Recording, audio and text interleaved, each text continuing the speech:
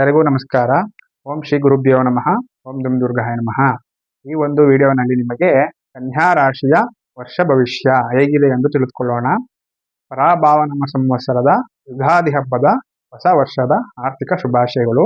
ಇನ್ನು ಕನ್ಯಾ ರಾಶಿಗೆ ಈ ವರ್ಷ ಆದಾಯ ಬಂದು 8, ವ್ಯಯ 11. ಅಂದ್ರೆ ಆದಾಯಕ್ಕಿಂತ ವ್ಯಯ ಖರ್ಚು ಹೆಚ್ಚಾಗುವಂಥದ್ದು. ಆರೋಗ್ಯ 6, ಅನಾರೋಗ್ಯ 6. ಅಂದ್ರೆ ಆರೋಗ್ಯ ಅನಾರೋಗ್ಯ 2 ಸಮವಾಗಿರುವಂಥದ್ದು. ಕನ್ಯಾ ರಾಶಿಗೆ ಇನ್ನು ಗುರುಗ್ರಹ ಹೇಗಿದೆ ಎಂದು ತಿಳ್ಕೊಳ್ಳೋಣ.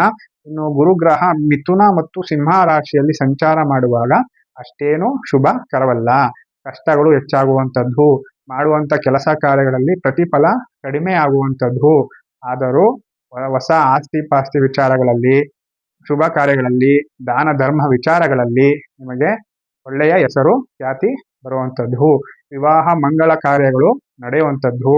ಇನ್ನು ಶನಿ ಗ್ರಹವು ಮೀನಾ ರಾಶಿಯಲ್ಲಿ ಸಂಚಾರ ಮಾಡುವಾಗ ನಿಮಗೆ ಕನ್ಯಾ ರಾಶಿಯವರಿಗೆ ಸಂಸಾರ ವಿಚಾರದಲ್ಲಿ ಅಸಮಾಧಾನ ಉಂಟಾಗುವಂಥದ್ದು. ರೈತಾಪಿ ಜನಗಳಿಗೆ ಪ್ರಕೃತಿ ವಿಕೋಪ ಮತ್ತು ವನ್ಯಜೀವಿಗಳಿಂದ ನಷ್ಟ ಉಂಟಾಗುವಂಥದ್ದು. ಪಾಲುದಾರಿಕೆಯಲ್ಲಿ ಒಮ್ಮತವಿರದೆ ನಷ್ಟಗಳು ಅನುಭವಿಸುವಂಥದ್ದು.